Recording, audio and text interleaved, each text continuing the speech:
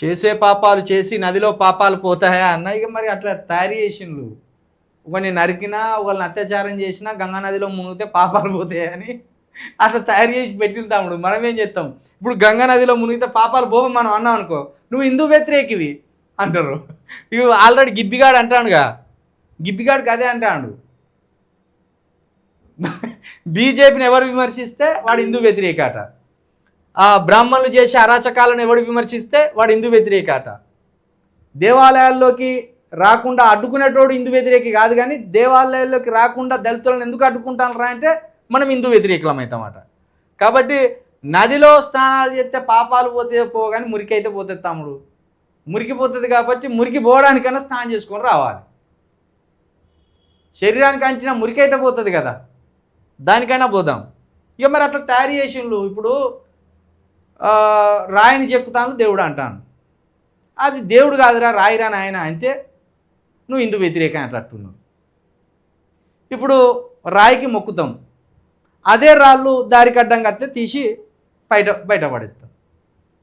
వీళ్ళు ఏమంటారు? రాయికి ప్రాణం పోతాం మేము అంటారు. చచ్చిపోయిన మనిషికి ప్రాణం పోయొచ్చు కదా అని మనం అడుగుతాం. నువ్వు హిందూ వ్యతిరేక అంటాడు వాడు. మేము చల్లే నీళ్ళతోటి పవిత్రులు అవుతారు అంటారు. గంత పవిత్రత ఉంటే మా అంటరానితనాన్ని కూడా గిన్ని నీళ్లు పోసి అంటరానితనాన్ని తీసేయరా అంటే అది సాధ్యం కాదు అంటాడు.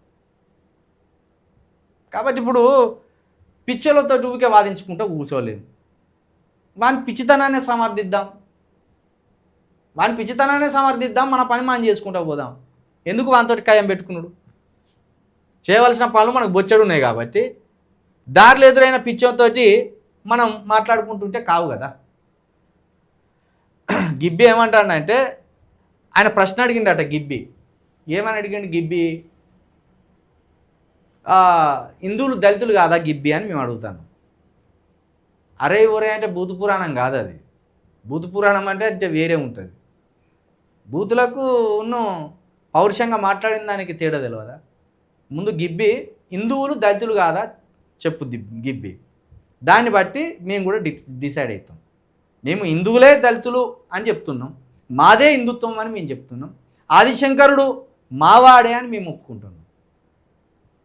ఒప్పుకోవడం కాదు, మావాడే. కాబట్టి గిబ్బి నువ్వు హిందూ వ్యతిరేకివా చెప్పు.